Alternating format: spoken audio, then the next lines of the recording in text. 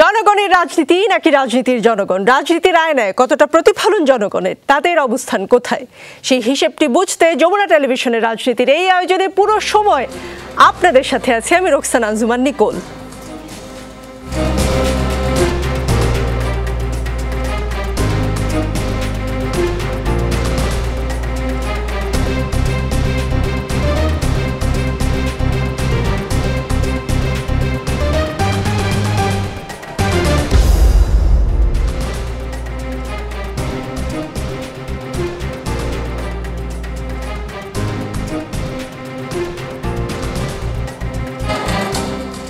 রাজনীতি আমরা সাজিয়েছি একটু ভিন্নভাবে। এখানে লেভেল প্লেইং ফিল্ড বজায় রাখার চেষ্টা থাকবে।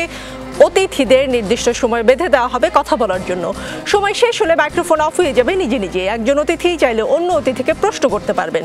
যুক্তি খণ্ডনের জন্য আলাদা সময় বেঁধে দেওয়া হবে। আজকের রাজনীতিতে আমাদের সঙ্গে আছেন জহিরুদ্দিন স্বপন, বিএনপির মিডিয়া সেলের আহ্বায়ক এবং সাবেক সংসদ সদস্য। আমাদের সঙ্গে আছেন অসীম কুমার উকিল, তিনি বাংলাদেশ আওয়ামী লীগের সংস্কৃতি বিষয়ক সম্পাদক এবং সাবেক সংসদ সদস্য অসীম কুমার উকিল। দিল্লির মুখ্যমন্ত্রী অরবিন্দ কেজরিওয়ালকে আপনার কেমন রাজনীতিবিদ মনে হয়? আপনাকে ধন্যবাদ। বহুদিন পর আমাদের আরেক বন্ধু জহিরুদ্দিন স্বপনের সাথে মুখোমুখি হয়েছে। নিঃসন্দেহে এটা আমাদের জন্য ভালো। দেশের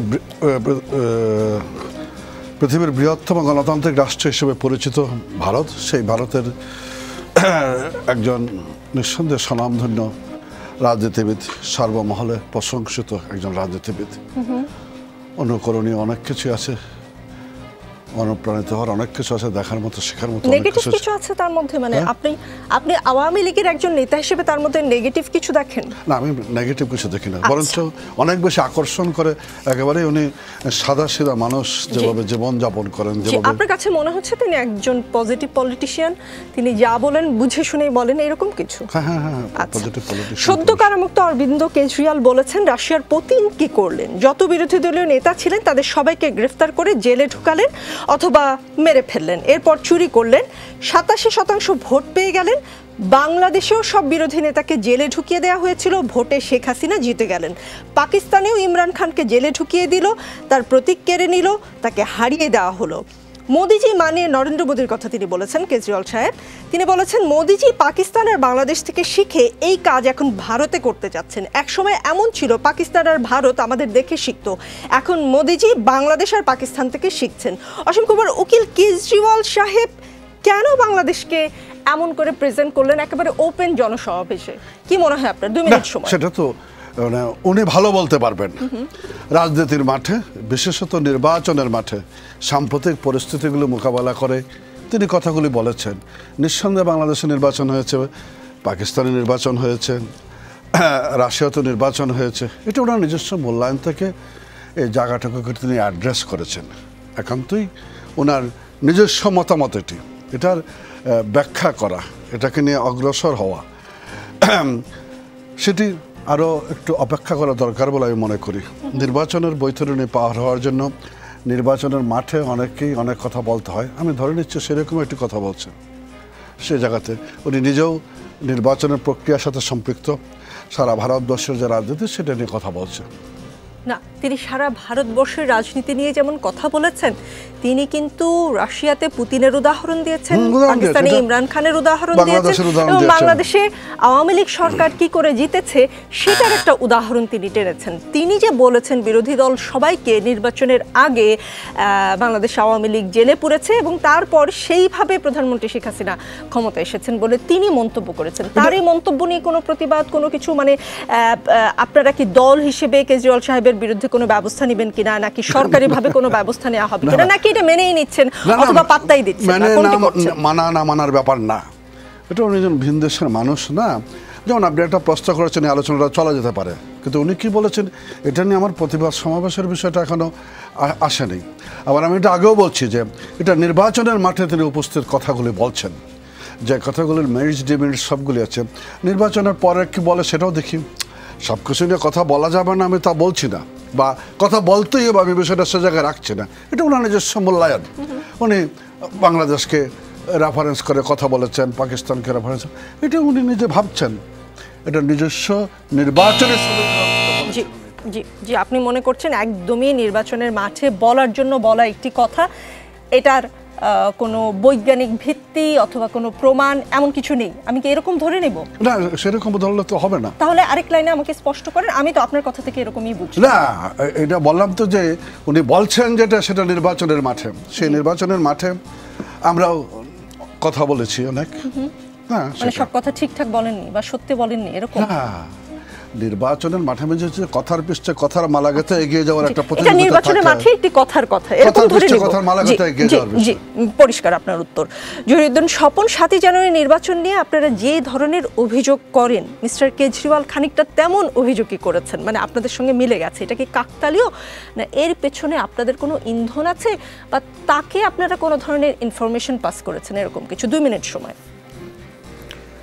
এই মুহূর্তে আপনার সঙ্গে যে কথা বলছি, এবং এটা কিন্তু তথ্য বিজ্ঞান প্রযুক্তির কারণে এটা কিন্তু কোটি কোটি মানুষ দেখছে, দেখবে, এবং সোশ্যাল মিডিয়ার কারণে এটা আরও বাড়তেই থাকবে।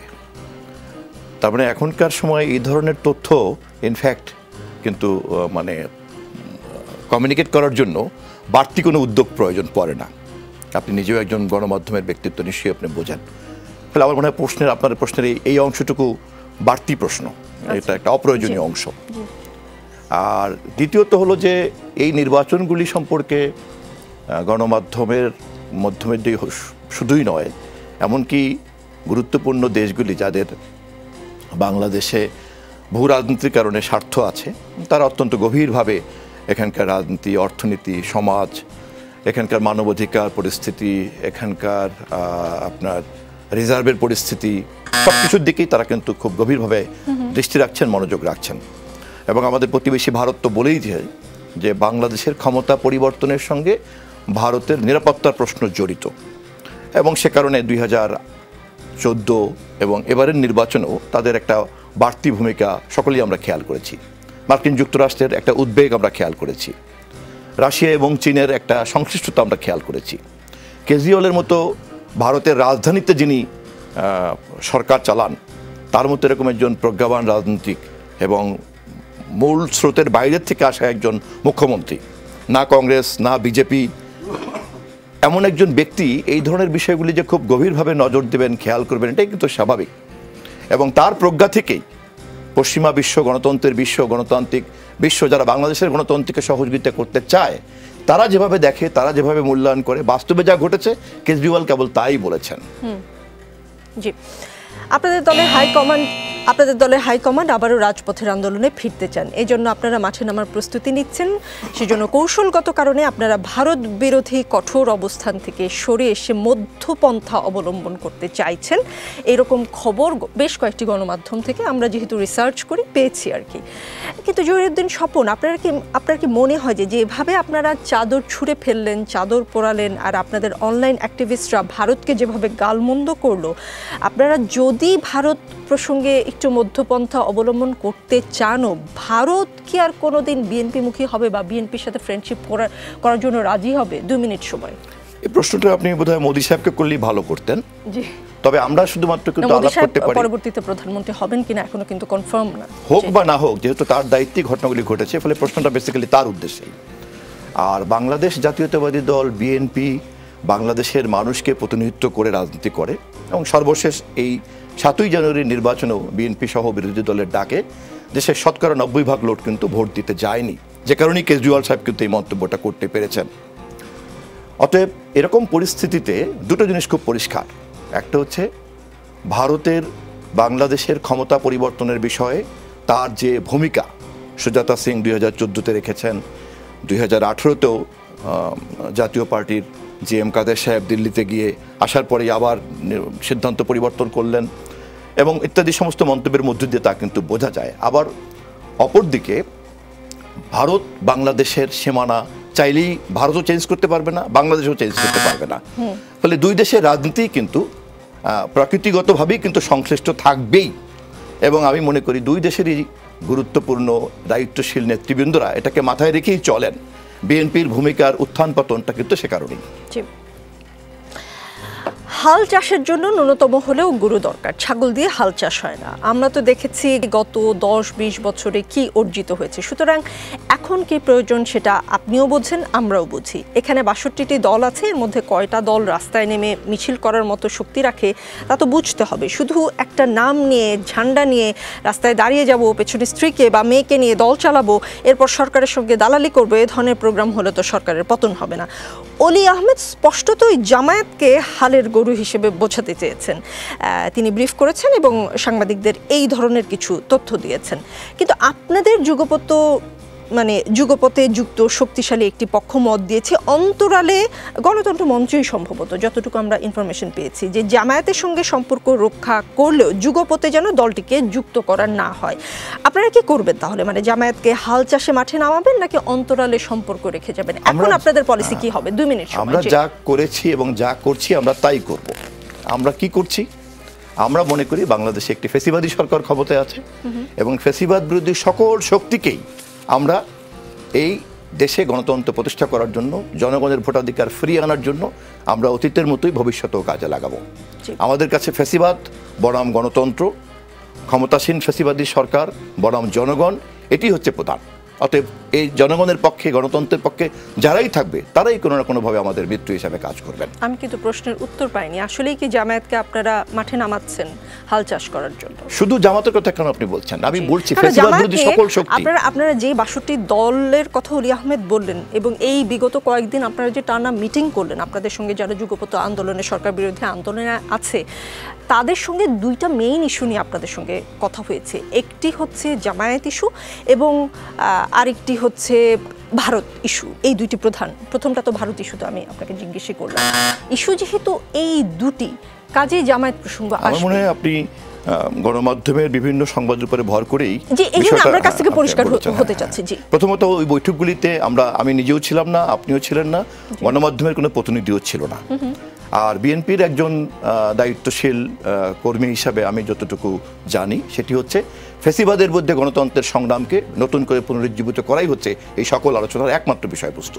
জি, সেখানে ভারত কিংবা জামায়াতের চেয়ে আপনারা মনে করছেন আন্দোলনে কিভাবে নামবেন, সামনের আন্দোলনগুলো কেমন হবে, সেটা আমাদের প্রশ্নই হচ্ছে যে গণতন্ত্রের সংগ্রামকে যা করলে বেগবান করা যায় তাই করতে হবে। জি, অসীম কুমার উকিল, সরকার বিরোধী আন্দোলনের জন্য ফের মাঠে নামার চিন্তা করছে বিএনপি। সাথে কর্মসূচি সহ নানা পরামর্শ নিতে টানা 5 দিন মিত্রদের সঙ্গে ধারাবাহিক বৈঠক করেছে তারা।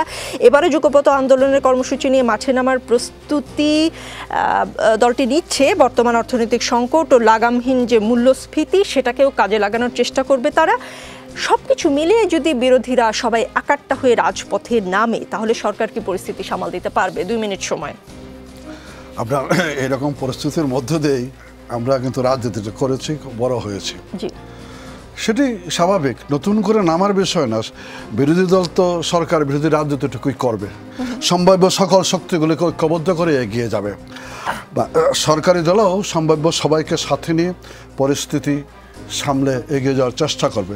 গণতন্ত্রের বিকশমান ধারাকে আরও বিকশিত করার জন্য আমরা যেমন চেষ্টা করব, ঠিক তেমনি মুদ্রাস্ফীতি থেকে শুরু করে অর্থনীতির ক্ষেত্রে যে সমস্যাগুলি আছে সেগুলি চিহ্নিত করে নিয়ন্ত্রণের জন্য আমরা চেষ্টা করছি, এটা করে যাব।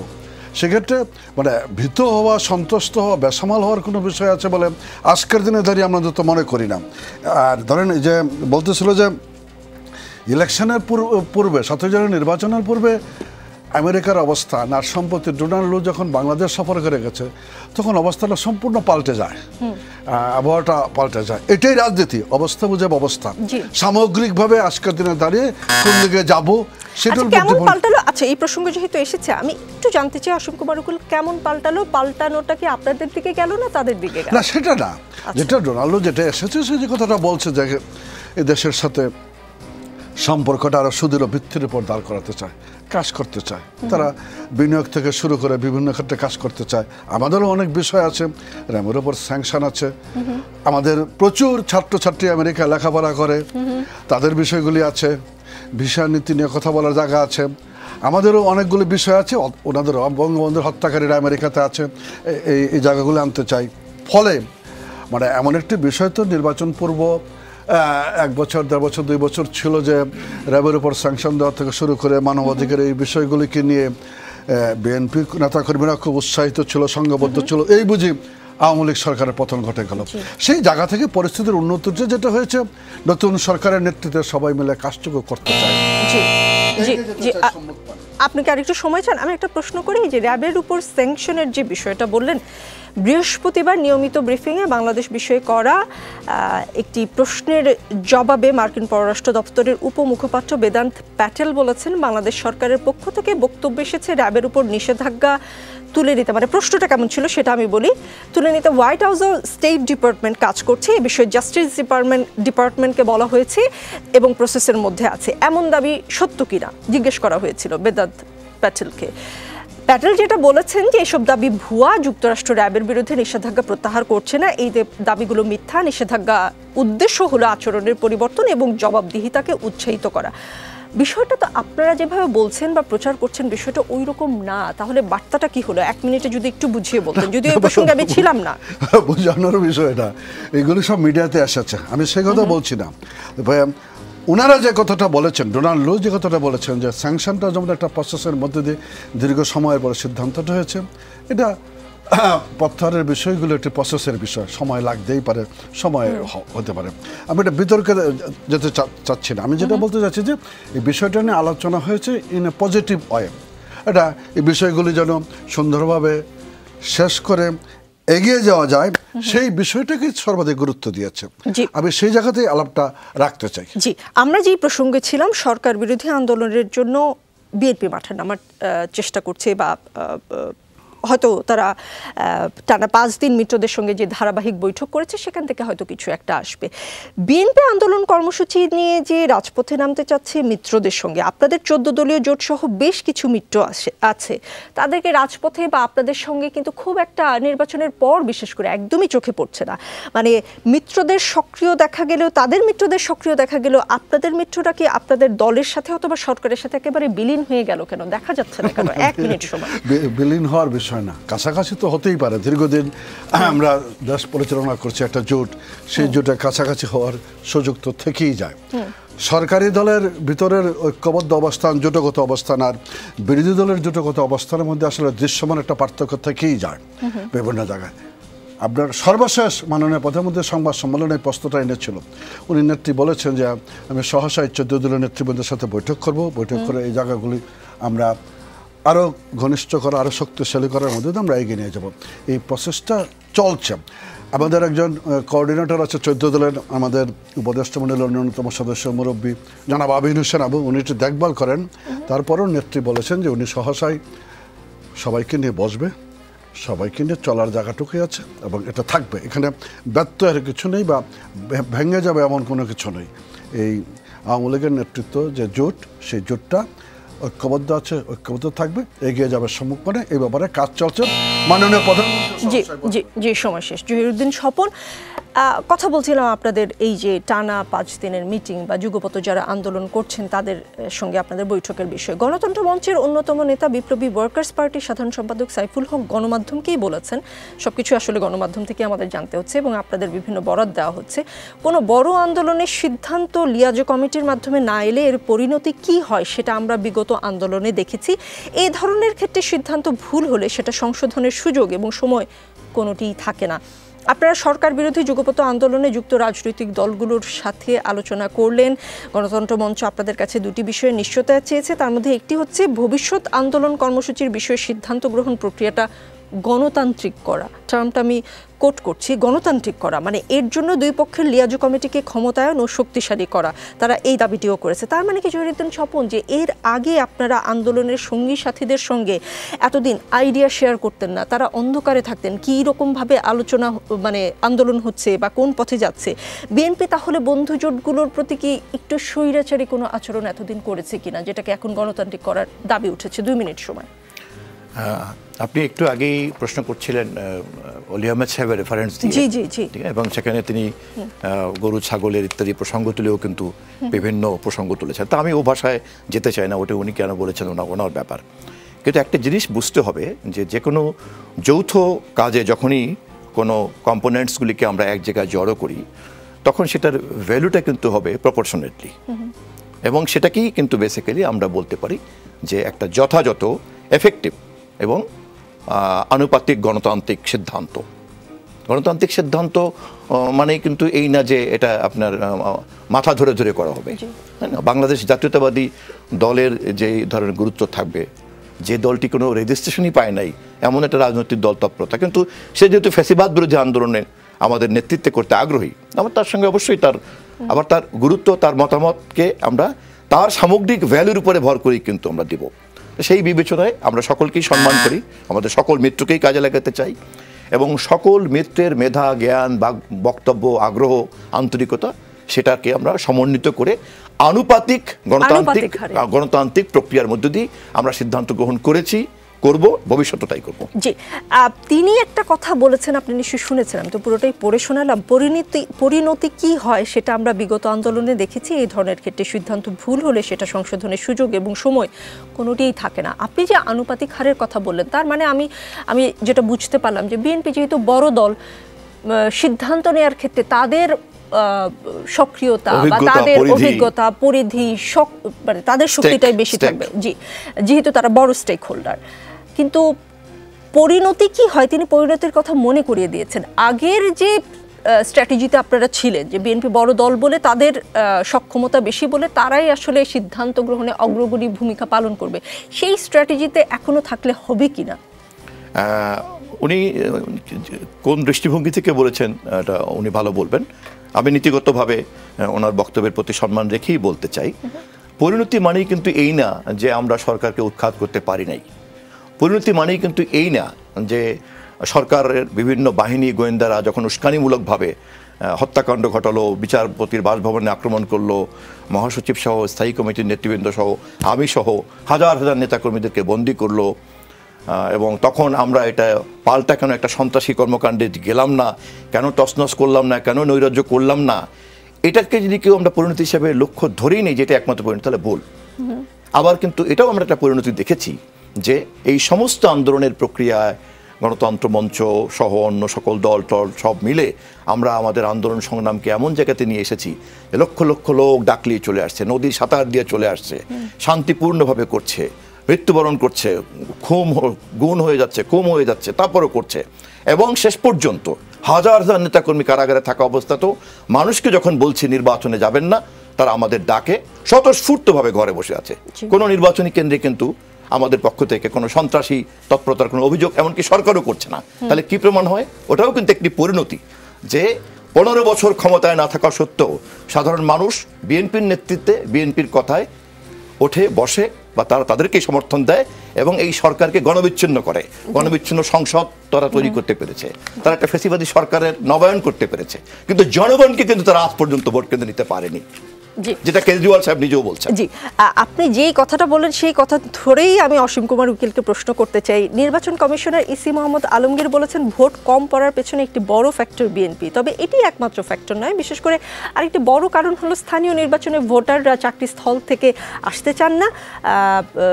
তিনি আজকেই আগারগাঁয়ে তার নিজ কার্যালয়ের সাংবাদিকরা প্রশ্ন করেছিল, তার জবাবে তিনি এসব কথা বলেছেন। বিএনপি নির্বাচনে না আসায় বা যে করেই হোক বিএনপি মানা করায় নির্বাচনে ভোটার উপস্থিতি কম, এরকম কথা যদি ইসিও স্বীকার করেন তাহলে অবস্থাটা কি দাঁড়ায়? অসীম কুমার উকিল, 2 মিনিট সময়। বিএনপির তো ভোট আছে, বিএনপি তো এমন না যে ভোট নাই। তাহলে কি যে 40% ভোট উপজেলা নির্বাচনে পড়লো, 30 বা 40%, বাকি 60% কি বিএনপির ভোট? না, হিসাবটা মানে কার কত পার্সেন্ট হিসাবে এটা লাস্ট সকলের কাছে গ্রহণযোগ্য নির্বাচনটা 2008 সালের নির্বাচনটা গ্রহণ করলে পাওয়া যাবে। আমি সেই আলোচনাটা করা যাবে সেটা যাচ্ছে না।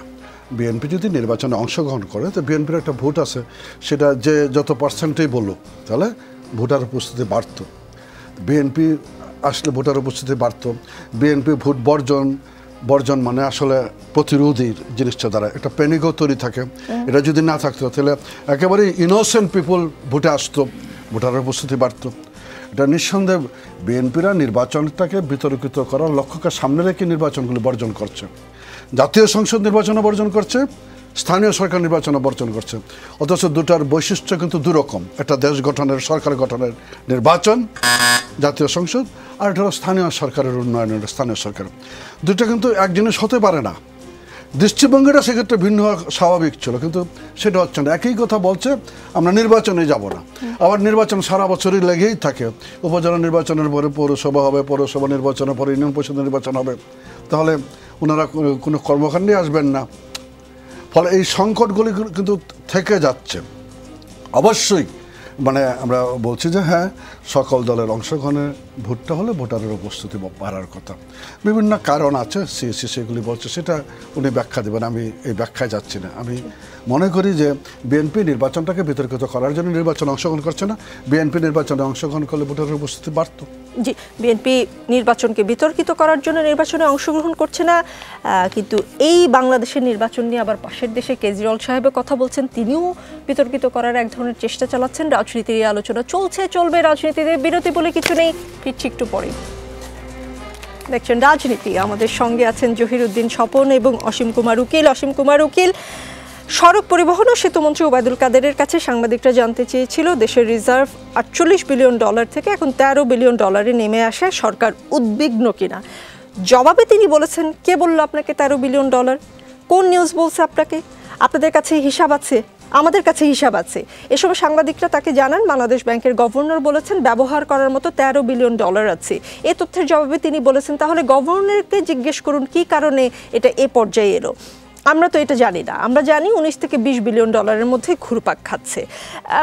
অসীম কুমার উকিল, সরকারের একজন মন্ত্রী যখন তার প্রতিক্রিয়ায় এভাবে বলেন রিজার্ভ সম্পর্কে, এবং তারপরে যখন গুজব থাকে যে রিজার্ভ চুরি হয়েছে পাশের দেশের একটি পত্রিকা, হোক সেটা অখ্যাত, মানে কেউ চিনে না এরকম পত্রিকায়, ওই রকম একটা গুজবের পর তিনি এভাবে করে কথা বললেন, জনগণের মধ্যে কি ধরনের প্রতিক্রিয়া হতে পারে বলে আপনি মনে করেন? 2 মিনিট সময়। আপনি নিজেই বলেছেন যে একটা অখ্যাত পত্রিকায় পাশের দেশে রাখি, গুজব তো গুজবই। হ্যাঁ, কাজে এটা নিয়ে আলোচনা।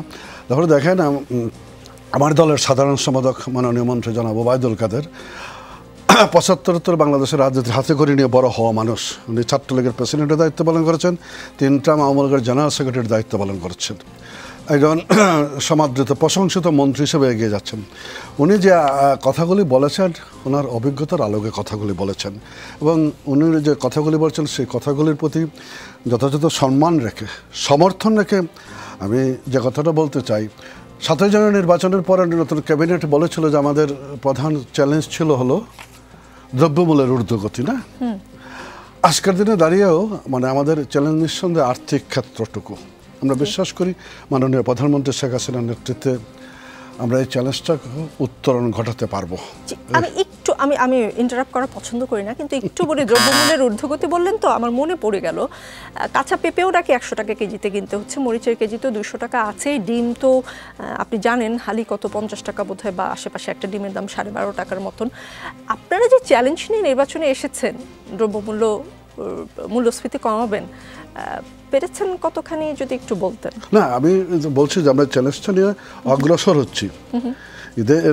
রোজার মাসে তো ত্রাহি ত্রাহি রব উঠে নাই। পহেলা রোজায় যেরকম দাম ছিল, 7 রোজা এটা অনেকটা নিয়ন্ত্রণে এসেছে, 15 রোজাতে আরও নিয়ন্ত্রণে এসেছে। আজকের দিনে দাঁড়িয়ে ধরেন দলের সাধারণ সম্পাদক যে উদ্যোগটুকু নিয়েছেন রাজপথকে ঘিরে, আজকে 3 হুইলার চালনা নিয়ে, মোটরসাইকেল বাইক চালনা নিয়ে, গাড়ি চালানো নিয়ে যে পদক্ষেপটা নিয়েছে, এই পদক্ষেপটার পক্ষে সমস্ত মানুষজন দাঁড়ানোটাই প্রত্যাশিত ছিল। কিন্তু মিরপুরে যা ঘটেছে তাকে তো মনে হলো যে মানুষজন দাঁড়িয়ে দাঁড়িয়ে মানে দেখছে, অথচ এটা খুব গুরুত্বপূর্ণ আজকের দিনে। আচ্ছা, এইটা নিয়ে তাহলে একটা লাইন প্রশ্ন করি। অটো চালকরা বিভিন্ন ধরনের প্রশ্ন করছিলেন সাংবাদিকদের, তাদের ক্ষোভের কথা জানাচ্ছিলেন। একজন অটো চালক প্রশ্ন করলেন, এই যে ব্যাটারির জিনিসপত্র বা এই অটোর জিনিসপত্র তো বিদেশ থেকে ইম্পোর্ট করা হয়েছে, এটা তো দিনের পর দিন ইম্পোর্ট করা হয়েছে, এটা যদি অবৈধ হয় এই সরঞ্জামগুলো, মালামালগুলো ইম্পোর্ট করার অনুমতি কেন সরকার দিল? আমার প্রশ্ন আমি যেটা গুছিয়ে প্রশ্ন করতে চাই, অটো রিক্সা তো বাংলাদেশে এই প্রথম আজকের থেকে চলছে না, বছরের পর বছর ধরে এটা বাড়তে বাড়তে একটা বৃহৎ জনগোষ্ঠীর রুটি রুজির জায়গা হয়েছে অটো রিক্সা। এতদিন পর এসে সরকারের কেন সম্বিত ফিরল যে এটা রাস্তায় সমস্যা করতে পারে? এ নিয়ে তো বহুত আমরা সাংবাদিকরা প্রতিবেদন করেছি। আপনারা এটা 5 বছর আগেই কেন স্টেপ নিলেন না, এখন কেন মিনিটে বলবেন প্লিজ। না, এগুলি তো অবস্থা বুঝে ব্যবস্থা, আজকের দিনের সামগ্রিক পরিস্থিতি আমাদের দিকে ঠেলে দিয়েছে। আমি একটা কথা বলতে চাই যে তাদের রুটি রোজগারের কথা, গুলিস্তানের চারিপাশে যতগুলি বিল্ডিং গড়ে উঠেছে, সেই সমস্ত বিল্ডিংগুলি গড়ে উঠেছিল ফুটপাতের হকারদের পুনর্বাসনের লক্ষ্যকে সামনে রেখে। যখন ফুটপাত থেকে দোকান, যখন আজ থেকে 25 বছর 30 বছর আগে, তখন সবাই এটা নিয়ে আন্দোলন করেছিল বিকল্প পুনর্বাসনের ব্যবস্থা করা। বিকল্প পুনর্বাসনের ব্যবস্থা করার লক্ষ্যকে সামনে রেখে চারিদিকে 8 তলা 10 তলা 15 তলা বিল্ডিংগুলো উঠেছে। হকার কয়জনের পুনর্বাসিত হয়েছে এটা প্রশ্ন থেকে যায়। আমি যে কথাটা বলতে চাচ্ছি আর কি, এটি শুরু হয়েছে, শুরুতে সংকটটা সে জায়গায় ছিল না। আজকের সংকট রাজপথের বাংলাদেশের বৃহৎ গত 1 মাসের যা কয়টা গুরুত্বপূর্ণ ভয়াবহ অ্যাক্সিডেন্ট হয়েছে, সব কিছুর মূলে দেখা গেল যে এইগুলি মোটরসাইকেল অথবা 3 হুইলারগুলি। ফলে পরিস্থিতিটা জনমতটা পক্ষে এসেছে, সবাই মিলে বসে একটা সিদ্ধান্ত নিয়েছে। আমি যে কথাটা বলতে চাই, সবাইকে অগ্রসর হওয়া দরকার একমত হয়ে। আমি জায়গাটাতে বিশ্বাস করি সবাই একমত হয়ে মাননীয় মন্ত্রী বা ওই মিটিংয়ের যে সিদ্ধান্ত, এই সিদ্ধান্ত বাস্তবায়নে সবাই পাশে দাঁড়ানো দরকার আমাদের বাঁচার স্বার্থে।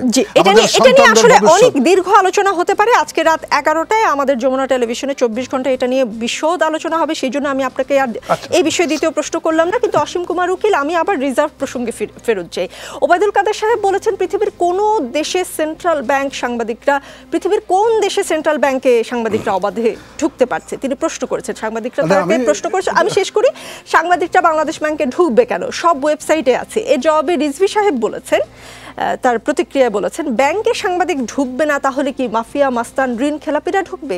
তিনি বলেছেন, ভারতীয় একটি পত্রিকা লিখলো বিলিয়ন বিলিয়ন ডলার হ্যাক হয়ে গেছে, ব্যাংক তো একটা স্টেটমেন্ট দিল, কারণ তারা সরকারের চাকরি করেন, সরকার যা বলবে তাদেরকে তাই শুনতে হবে। কিন্তু মূল ঘটনা কি আড়াল করা যাবে সাংবাদিকদের ঢুকতে না দিয়ে? কাদের সাহেব, কতদিন আপনি মুখ লুকিয়ে রাখবেন? রিজভী সাহেবের প্রশ্নের উত্তর কি হতে পারে?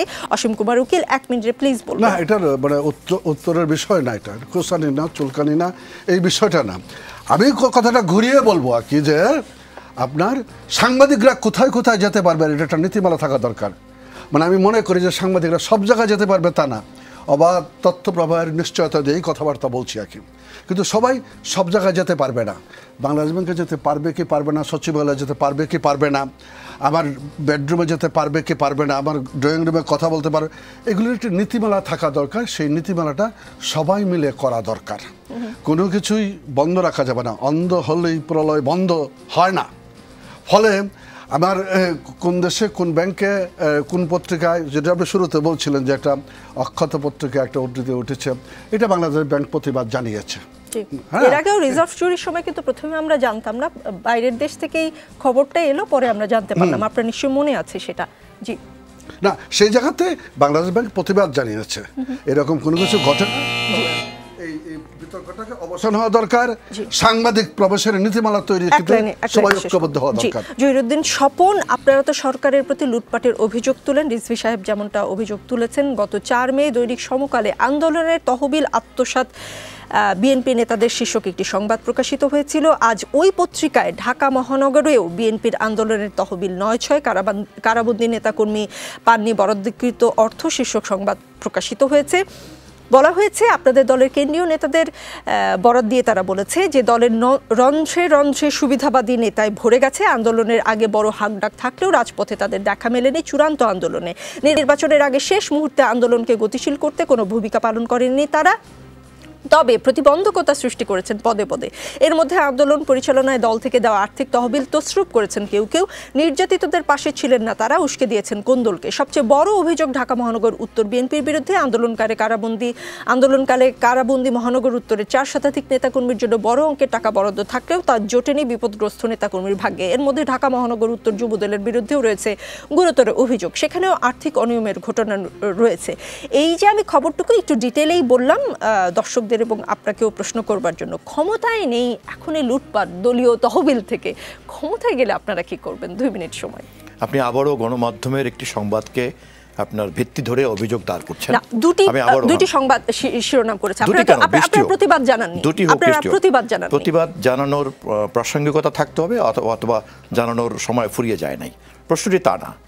প্রশ্নটি হচ্ছে যে এই মুহূর্তে যখন দেশের অর্থনীতির চরম ধ্বংসপ্রাপ্ত, দেশের মানুষ যখন ভোট কেন্দ্রে বর্জন করে বসে আছে, ভোট হয়ে গেছে ভোটারবিহীন, দেশের পার্লামেন্ট হয়ে গেছে সম্পূর্ণ একটি একদলীয় পার্লামেন্টে, এবং দেশের রিজার্ভ নিয়ে যখন কথা ওঠে তখন ক্ষমতাসীন দলের সবচেয়ে ক্ষমতাবান সাধারণ সম্পাদক তিনি নিজেই রিজার্ভের যে 3টে স্ট্যান্ডার্ড আছে, গ্রস রিজার্ভ, IMF-এর একটা স্ট্যান্ডার্ড, আর একটা হচ্ছে ইউজেবল, এরকম তথ্য হরহামেশা কিন্তু এটা ওয়েবসাইটে দেওয়া আছে, কিন্তু যখন সাধারণ সম্পাদক এটাতে অজ্ঞতা প্রকাশ করেন তখন সত্যি শুধু ক্ষমতাসীন দল না, সামগ্রিকভাবে রাজনৈতিক নেতৃত্ব সম্পর্কে কিন্তু একটা ভুল ধারণা তৈরি হয়।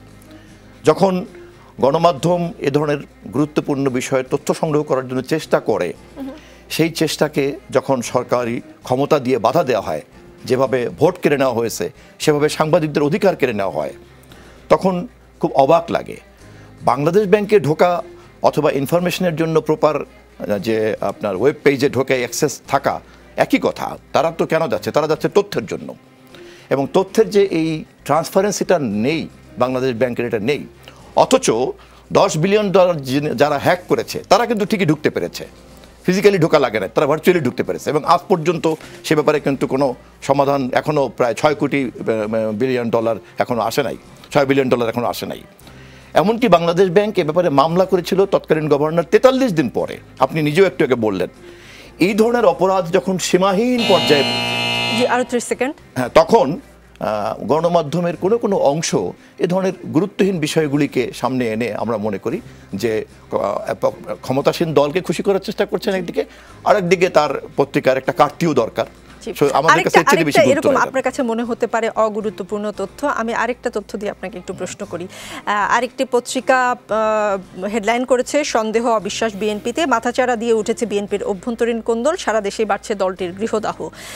তারা বলছে স্থানীয় সরকার নির্বাচন নিয়ে কেন্দ্রীয় নির্দেশ সবচেয়ে বেশি লঙ্ঘন করেছেন বিএনপির জাতীয় নির্বাহী কমিটির নেতারা। তাদের অনেকে এলাকায় গিয়ে দলীয় সিদ্ধান্ত লঙ্ঘনে গোপনে উস্কে দিচ্ছেন স্থানীয় নেতাদের। ঢাকায় ফিরে তারাই আবার দলীয় সিদ্ধান্ত লঙ্ঘনের দায়ে সংশ্লিষ্ট নেতাদের বহিষ্কারের মাধ্যমে নিজেদের পথ প্রশস্ত করছেন। এতে পারস্পরিক সন্দেহ অবিশ্বাস বাড়ছে।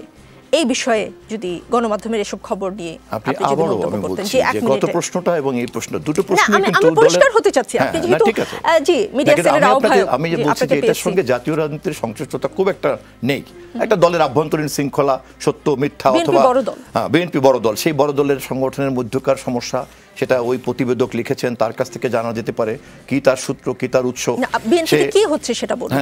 কারণ আমরা দেখছি আপনারা একের পর এক বহিষ্কার করছেন, বহিষ্কারের কথা তো আর মানে মিথ্যা নয়, এবং অনেকে আবেদন করেছেন তারা দলে ফেরার জন্য, 300 লোক আবেদন করেছেন। সেটা হচ্ছে না, এটা তো প্রকাশ্যই হচ্ছে, এটা নতুন কিছু না। না, অন্তর্দ্বন্দ্ব নিশ্চয়ই আপনারা প্রকাশ করবেন না, কিন্তু এটা অন্তর্দ্বন্দ্ব বলে না, এটা দলের শৃঙ্খলা প্রয়োগের উপর সন্দেহের কথা যেটা বলা হয়েছে, অবিশ্বাস সন্দেহ দলের মধ্যে গণমাধ্যম বলছে।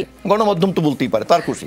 গণমাধ্যমের তো যে কোনো কথা, আপনি যদি এই মুহূর্তে আমাকে একটা এমন একটা অস্বস্তিকর প্রশ্ন করেন, আমার কি ঠেকানোর অধিকার আছে? কোনো কিছু করার নাই। নিশ্চয়ই আপনি প্রতিবাদ করা যেতে পারে, কিন্তু আপনি গণমাধ্যম, যেসব গণমাধ্যমে আপনাদের সম্পর্কে ভুল তথ্য দেওয়া হচ্ছে, আপনারা নিশ্চয়ই প্রতিবাদ করতেন। সেরকম কোনো প্রতিবাদ আমরা দেখতে পাইনি।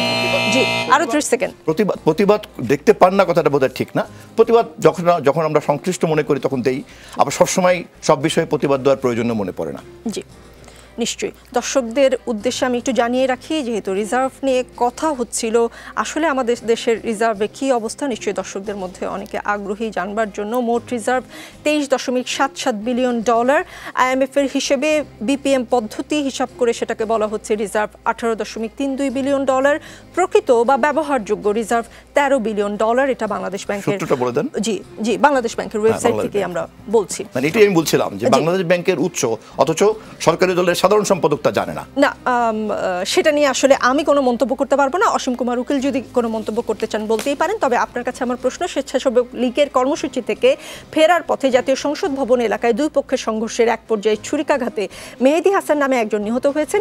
আওয়ামী লীগ সভাপতি শেখ হাসিনা স্বদেশ প্রত্যাবর্তন দিবস উপলক্ষে আওয়ামী স্বেচ্ছাসেবক লীগের আনন্দ মিছিল শেষে নিজ এলাকায় পায়ে হেঁটে ফিরছিলেন স্বেচ্ছাসেবক লীগ কর্মী মেহেদী ও তার সহকর্মীরা। এই সময় রাস্তা পারাপারের সময় পিকআপ ভ্যানে থাকা অন্য একটি আরেকটি দলের সাথে তাদের বাগবিতণ্ডা হয়, এক পর্যায়ে তা সংঘর্ষের রূপ নেয়। পরে প্রতিপক্ষকে ধারালো অস্ত্র দিয়ে আঘাত করতে নিলে মেহেদী সহ অন্যরা প্রতিরোধ করার চেষ্টা করে। এক পর্যায়ে প্রতিপক্ষের চাকুর আঘাতে আহত হয় মেহেদী। সোহরাওয়ার্দী হাসপাতালে নিয়ে এলে চিকিৎসক তাকে মৃত ঘোষণা করেন। জি অসীম কুমার উকিল, বিষয়টা কেমন হলো? আপনারা তো বিএনপির বিভিন্ন যখন সমাবেশ হয় তখন আপনারা শান্তি সমাবেশ করেন, কিন্তু আপনাদের সমাবেশে এই ধরনের অশান্তির ঘটনা কিভাবে ব্যাখ্যা করবেন, 1 মিনিটে যদি বলতেন। সহ আলোচক জহিরুদ্দিন স্বপন, আসলে জনাব ওবায়দুল কাদের সমস্ত ইনফরমেশনই তার কাছে আছে। এটা তিনি প্রতিটি বাঁকে বাঁকে আন্দোলন, লড়াই, সংগ্রাম, সরকার পরিচালনা প্রমাণ করেছেন। কৌশলী হতে অনেক সময় সব কথার উত্তর রাজনীতিতে সমানভাবে মুখের উপর দেওয়া যায় না, দিতে নাই, বা অন্যভাবে ঘোরাতেও হয়। এটি নিশ্চয়ই কৌশলী হওয়া, অন্য কিছু না। দেখেন এই ঘটনাটা দলের ভিতরে যেটা ঘটছে, স্বেচ্ছাসেবকের ঘটনাটা খুব আপনি কিন্তু কৌশল না, বরঞ্চ $13 বিলিয়ন এই প্রকাশিত তথ্য যখন গণমাধ্যম বলছে, স্বপনের অডিওটা অন করে দিতে হবে। যে আপনার অডিও অফ থাকে, অন করে দিন প্লিজ। যখন এটা কিন্তু তথ্যের বিষয়, কোনো কৌশলের ব্যাপার না। একটা তথ্য প্রকাশ্যে দেয়া আছে এবং গণমাধ্যম সেই তথ্যটাই সম্পর্কে আবার তার মুখ থেকে জানতে চাচ্ছেন। উনি বলছেন 19-20 জেলার মধ্যে ওঠানামা করছে। সেই জিনিসটাই মানে যেটা প্রকাশ্যে আছে আর কি, সেই জিনিসটাই যখন প্রশ্ন করা হয় তখন একটা বিব্রতকর পরিস্থিতি তৈরি করার চেষ্টা করা হয়। বিব্রত হওয়ার কিছু না, হতে পারে, সেই জন্য তিনি অ্যাভয়েড করেছেন, নাথিং, অন্য কোনো কিছু না। মানে যদি বলা হয় ওবায়দুল কাদেরের মতো একজন দলের সাধারণ সম্পাদক, প্রতিষ্ঠিত, মানে দীর্ঘদিন যাবৎ দায়িত্ব পালন করছেন, ওনার অজ্ঞতা, তাহলে এটা ওনাকে খাটো করা হয়। আমি সেই পয়েন্টটা বলতেছি। সব কথার উত্তর হয়তো দেওয়া যায় না বা দেয় না, দিতে নাই রাজনীতিতে। আমরা এগিয়ে যাচ্ছি, ধরেন যে প্রশ্নটা এসেছে স্বেচ্ছাসেবক লীগের, এটি একটি অনাকাঙ্ক্ষিত ঘটনা, এটা কখনোই কাঙ্ক্ষিত হতে পারে না।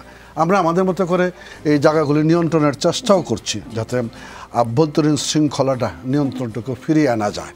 এটি একটি ঘটনা ঘটেছে যেটা, এবং স্বেচ্ছাসেবক লীগ এই ব্যাপারে প্রয়োজনীয় পদক্ষেপ গ্রহণ করেছে। অনুষ্ঠানের সময় একদমই শেষ, তারপরে আমি প্রডিউসারের কাছ থেকে একদম 30 সেকেন্ড 1 মিনিট সময় নিতে চাই। জহিরুদ্দিন স্বপন, শেষ 30 সেকেন্ডে যদি কোনো কনক্লুশন বলতে চান। আমার কনক্লুশন তেমন কিছু নেই, বাট আমি আপনাকে শুধু অনুরোধ করলাম ভবিষ্যতে আমি বা বিরোধী দলের পক্ষ থেকে যারা এখানে আসবেন, আপনি চেষ্টা করবেন জাতীয় রাজনীতি সম্পর্কে তাদেরকে প্রশ্নবিদ্ধ করতে, কারণ আভ্যন্তরীণ সংকটটা কিন্তু অতটা গুরুত্বপূর্ণ না। আর জাতীয় রাজনীতিতে সরকারের ব্যর্থতাকে সাফাই দেওয়ার জন্য সরকারি দলকে প্রশ্ন তৈরি করলে আপনার অনুষ্ঠান সম্পর্কে কিন্তু একটা প্রশ্ন তৈরি হবে। জি, বিএনপি একটি বড় দল, বিএনপির অভ্যন্তরে কি হচ্ছে সেটা নিয়েও জনগণের নিশ্চয়ই আগ্রহ আছে। অসীম কুমার উকিল, আপনার 30 সেকেন্ড। না, আমরা এই দ্বাদশ জাতীয় সংসদ নির্বাচনের পর আমরা এগিয়ে যাচ্ছি। স্থানীয় সরকার নির্বাচন অনুষ্ঠিত হচ্ছে, আমরা চেষ্টা করছি ভোটারের উপস্থিতি বাড়ানো।